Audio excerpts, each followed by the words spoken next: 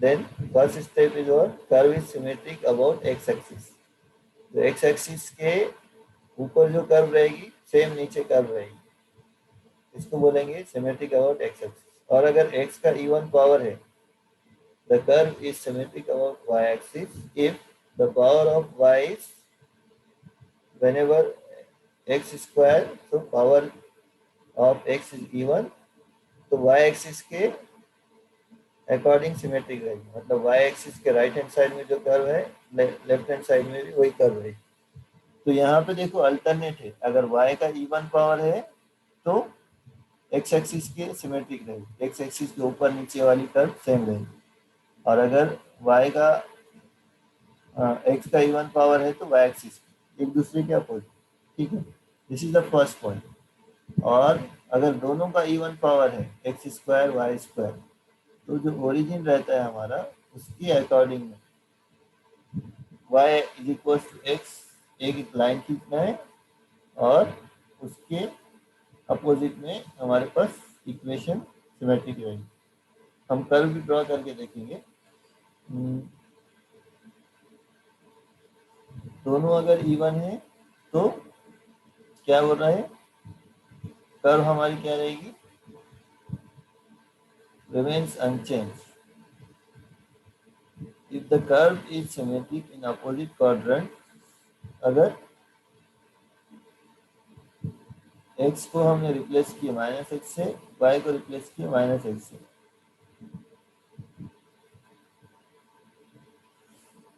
ठीक है, origin, origin कैसे फाइंड आउट करना है, दूसरा पॉइंट है ओरिजिन। पहले पॉइंट क्या था, सिमेट्री, राइट। सिमेट्री के अंदर हमने ये देखा, सिमेट्री पहले इवन पावर देखना है दोनों का। अब सिमेट्री देख लेने के बाद कर्व अगर सिमेट्रिक है, कहाँ पे पता है नहीं है, वो अगर पता चल गया तो फिर ओरिजिन, उस कर्व के अंदर ओरिजिन है, ओरिजिन को टच कर रहा है कि नहीं या ओरिजिन से पास हो रहा है कि नहीं, वो हमको देखना है।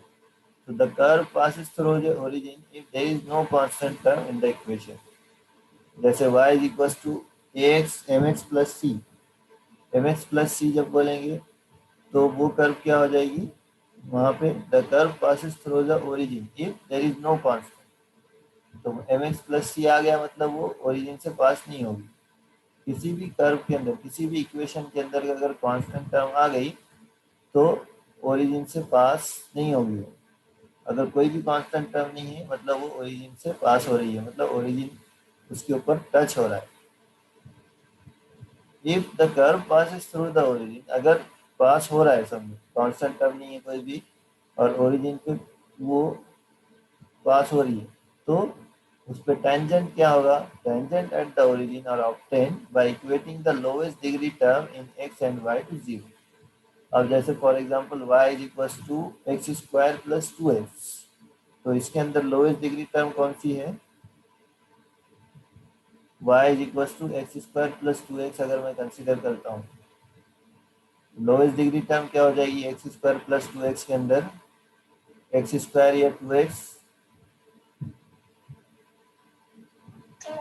2x right. सो 2x की लोवेस्ट डिग्री टर्म है, इसलिए 2x को इक्वेट करेंगे 0 से, तो 2x is equal to 0 means x is equal to 0, tangent की इक्वेशन मिल जाएगी। तो सेम टर्म में कोई भी इक्वेशन, कोई भी कर्व है तो उसकी जो लोवेस्ट डिग्री टर्म है उसको इक्वेट करेंगे 0 से, तो उसको बोलेंगे हम टेंजेंट।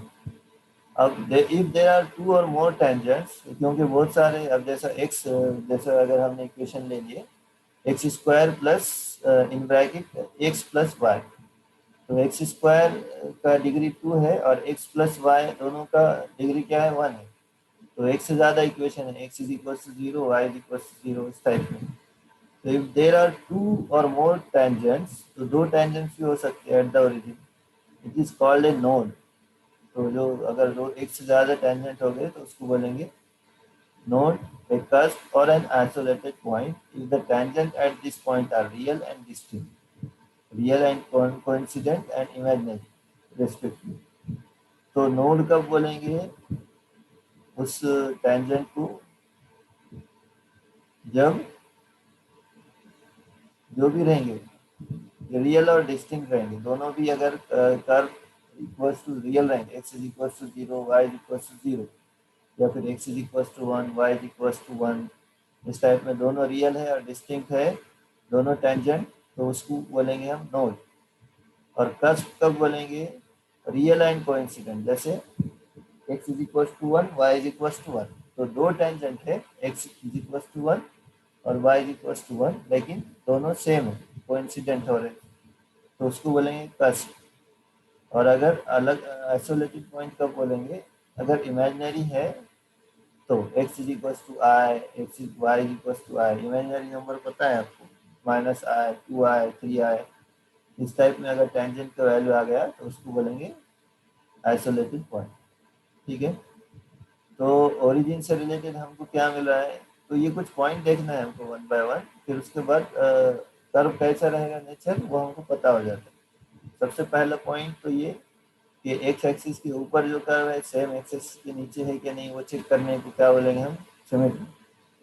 सेम वाई एक्सिस के साइड में जो कर्व है लेफ्ट हैंड साइड में, राइट हैंड साइड में वैसे ही कर्व है क्या, तो उसको चेक करने के लिए सिंपली क्या करना है, x का इवन पावर, y का इवन पावर चेक करना है। y का इवन है तो x एक्सिस के ऊपर नीचे सेम रहेगी, अगर x का इवन पावर है तो y एक्सिस के साइड में, दोनों साइड में सेम कर्व रहेगी।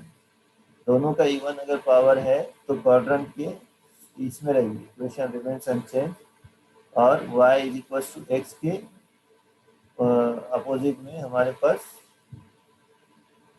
ये सिमेट्रिक रहेगी।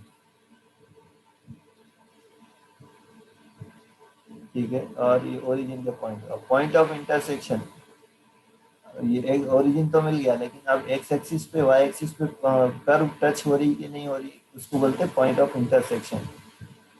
जैसे हम x square plus y square is equal to 1, तो ये क्या हो गया? इक्वेशन ऑफ, कौन सी है ये equation? X square plus y square is equal to 1, standard equation.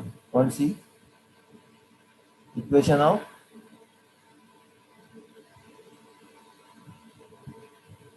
Circle है ना, x square plus y square is equal to 1। तो सर्कल कहाँ पे टच कर रहा है, इसको चेक करने के लिए क्या करना है, हमारे क्वाड्रेंट में कहाँ पे टच कर रहा है उसको चेक करने के लिए x का वैल्यू 0 रखेंगे एक बार, तो y कहाँ पे टच कर रहा है मिल जाएगा, और एक बार x का वैल्यू 0 रख दिए, एक बार y का वैल्यू 0, तो अल्टरनेट वैल्यू मिल जाएंगे। ठीक है, this is the way to calculate point of intersection. और पॉइंट ऑफ इंटरसेक्शन मिल गया, एक्स एक्सिस पे कहाँ टच कर रहा है, वाई एक्सिस पे कहाँ टच कर रहा है, तो उसका टेंजेंट भी फाइंड आउट कर सकते हैं हम। Tangent at the point of intersection is obtained by shifting the origin to this point and the equation equating the lowest degree term to 0। Same है ये। अब यहाँ पे देखो कुछ एग्जांपल है, स्पेशल पॉइंट, कस्प किसको बोलते हैं? इस टाइप के पॉइंट्स जो रहेंगे कस्प बोलेंगे। If the tangents are real and coincident then the double point is called cusp. अब ये जो लाइन है बीच की, ये लाइन को हम टेंजेंट बोलेंगे ये पॉइंट पे। तो यहाँ पे ऑब्जर्व करो, ये इसका भी टेंजेंट है, ये इसका भी टेंजेंट है, तो एक ही टेंजेंट है, कोइंसिडेंट है, और रियल रियल नंबर है, रियल नंबर से क्रॉस कर रहा है, so this is called cusp. Nodes किसको बोलेंगे? अगर रियल है और डिस्टिंक्ट है, तो if the tangents are real and distinct then the double point is called node. ये देखो दो पॉइंट्स है लेकिन डिफरेंट यहाँ पे हमारे पास टेंजेंट रहेंगे, तो इसको बोलेंगे नोड, और आइसोलेटेड पॉइंट्स को ड्रॉ नहीं करेंगे। अब असिम्प्टोट्स किसको बोलते हैं? असिम्प्टोट मतलब ऐसा टेंजेंट जो इन्फिनिटी पे टच करता है उसको, कर्व को हमारे, उसको बोलते हैं व्हाट?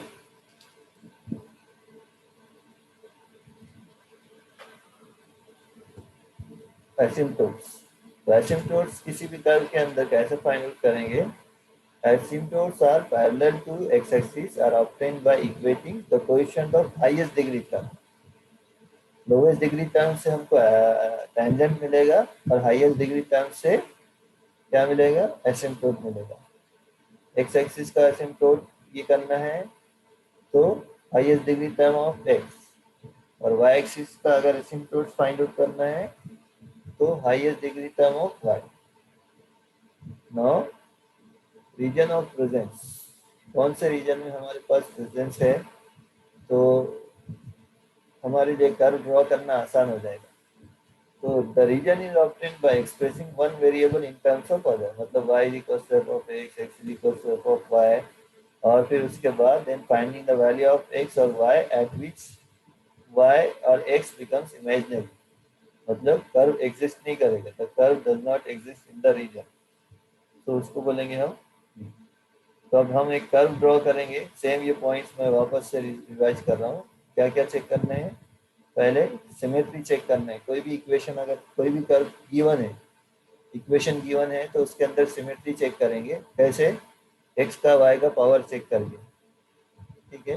फिर उसके बाद ओरिजिन उस कर्व पे है या नहीं, और अगर ओरिजिन है तो उस पर टेंजेंट क्या है वो चेक करना है।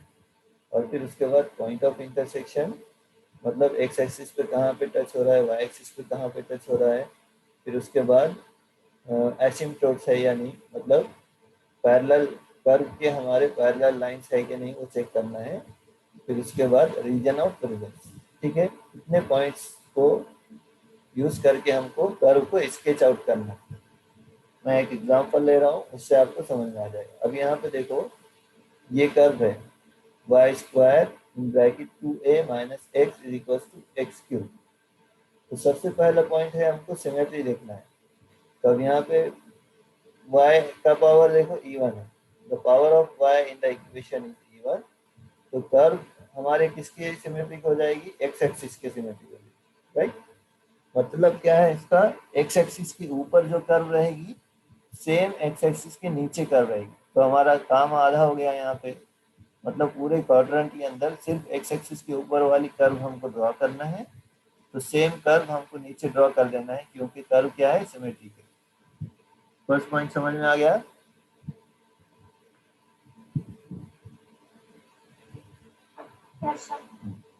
So this is very important concept. अगर हमको सिमेट्री पता चल गई, क्योंकि अगर सिमेट्री पता चल गई तो नेक्स्ट काम भी हम दूसरे टास्क इजीली कर सकते। तो अभी ये कर्व के अंदर, इक्वेशन के अंदर y का इवन पावर है, तो x एक्सिस के ऊपर जो कर्व रहेगी सेम नीचे कर्व है। अगर इसके वजह से x का इवन पावर होता तो क्या होता, y एक्सिस के राइट हैंड साइड में जो कर्व है वही लेफ्ट हैंड साइड में रहती, इसलिए एक ही साइड हमको कैलकुलेट करना। दूसरा पॉइंट है कि ये कर्व में ओरिजिन है कि नहीं चेक करना है हमको, मतलब ओरिजिन पे टच कर रही कि नहीं टच कर रही।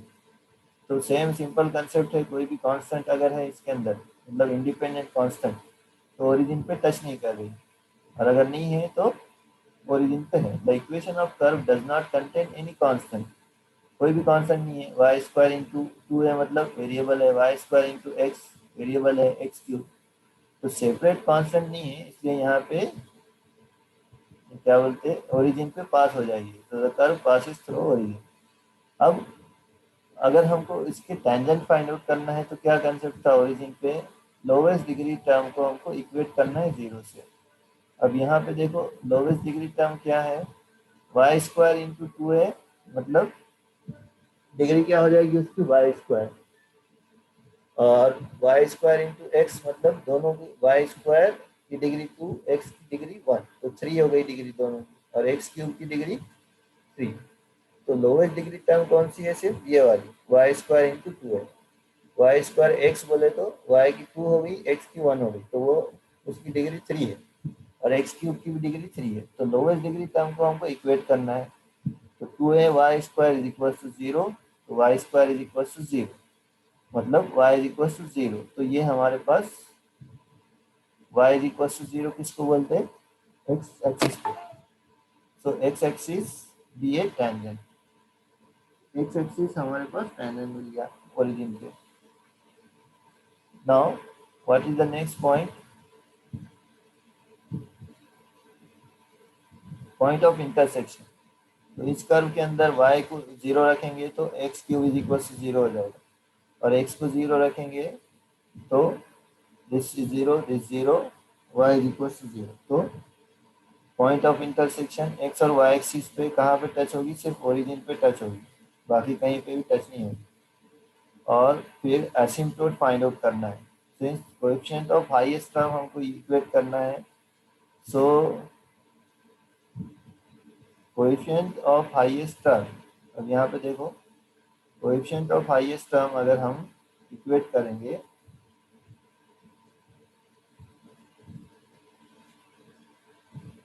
क्या आ रहा है, हाईएस्ट टर्म क्या है, coefficient of highest term of x, तो हाईएस्ट पावर ऑफ एक्स क्या है यहाँ पे हमारे पास एक्स क्यूब है, तो उसको अगर इक्वेट करेंगे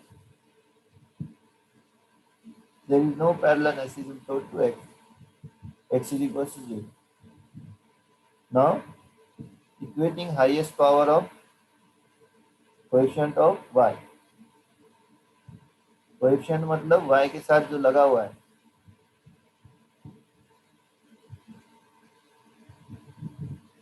यहाँ पे एक्स क्यूब का कोएफिशिएंट क्या है 1 है, तो 1 मतलब कांस्टेंट है, कांस्टेंट को इक्वेट करेंगे 0 से, तो दैट इज नॉट पॉसिबल, इसलिए हम बोल रहे नो पैरेलल लाइन असिम्प्टोट। ये पहली चीज को समझो पहले अच्छे से, power of x, highest power of x क्या है इस इक्वेशन में, एक्स क्यूब है, राइट, एक्स क्यूब है, राइट, हाँ 3 है। अब ये एक्स क्यूब का कोएफिशिएंट क्या है यहाँ पे 1 है, तो उसको इक्वेट करना है 0 से, 1 इज इक्वल टू 0 होता है क्या, नहीं, तो एसिम्प्टोट पॉसिबल नहीं है। अब एसिम्प्टोट किसका पॉसिबल नहीं है, एक्स एक्सिस के पैरेलल में पॉसिबल नहीं है। अब highest degree term of y क्या है, वाई स्क्वायर है, यहाँ पे वाई स्क्वायर का कोएफिशिएंट क्या है, वाई स्क्वायर को छोड़ देंगे तो बाकी टर्म कोएफिशिएंट हो जाएगी, तो ये 2a माइनस एक्स ये कोएफिशिएंट हो गया। अब इसको इक्वेट करेंगे तो हमको ये मिलेगी line, equation of line x is equal to 2a, तो ये x is equal to 2a ये पैरेलल लाइन हो जाएगी, मतलब ये एसिम्प्टोट हो जाएगा y एक्सिस का। So let us draw this points. अब ये लास्ट वाला पॉइंट इस टाइप की कर्व रहेगी, सी लास्ट वाला जो पॉइंट है हमारे पास, we can write the region of curve, Y square का जो कोएफिशिएंट है ये साइड लेकर जाएंगे, तो x cube upon 2a minus X, तो ये टर्म हमको इमेजिनरी टर्म मिल रही है वो देखना है, तो value of y square will be imaginary, अगर x लेस देन 0 हो गया, तो लेस देन 0 हो गया तो क्या हो जाएगा, ये निगेटिव, ये निगेटिव, ठीक है, माइनस एक्स लेस देन 0 मतलब निगेटिव टर्म रहते पूरे, तो ये निगेटिव हो जाएगा पूरा, और वाई स्क्वायर और निगेटिव का स्क्वायर रूट मतलब यहाँ पे निगेटिव टर्म आ जाएगी पूरी ऊपर नीचे जो भी है, तो ये वाई स्क्वायर है निगेटिव, तो square root of negative imaginary हो जाएगा, या फिर ये x ग्रेटर देन 2 है, तो हमारे पास x की वैल्यू लेस देन 0 और x 2 है, 2a से आगे रहेगा। Now the curve exist in the region 0 to 2a, ये 0 से 2a के बीच में रहेगी कर्व।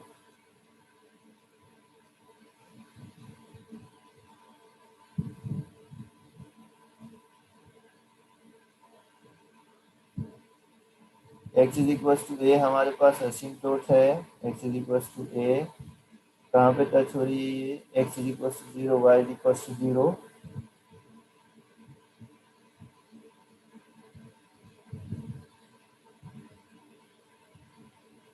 ये पूरे टर्म्स को हमने इसमें कर लिया।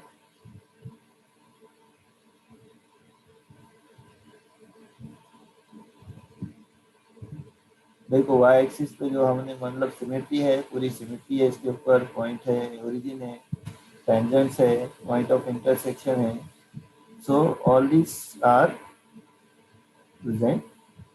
सो इम्पोर्टेंट थिंग इज व्हाट, सबसे पहले ये पॉइंट्स को मेंशन कर लेने का, कोई भी कर्व को अगर हमको ट्रेस करना है, तो फर्स्ट ऑफ ऑल सिमेट्री है क्या नहीं इसके अंदर, ओरिजिन है क्या नहीं, ओरिजिन अगर है तो फिर पॉइंट ऑफ इंटर उसके टेंजेंट क्या है ओरिजिन पे, फिर पॉइंट ऑफ इंटरसेक्शन, फिर एसिम्प्टोट्स, फिर रीजन, रीजन ऑफ कन्वर्जेंस जो भी बोलेंगे, जिस रीजन में वो प्रेजेंट है, इस वजह से कोई भी कर्व को हमको ट्रेस करना है।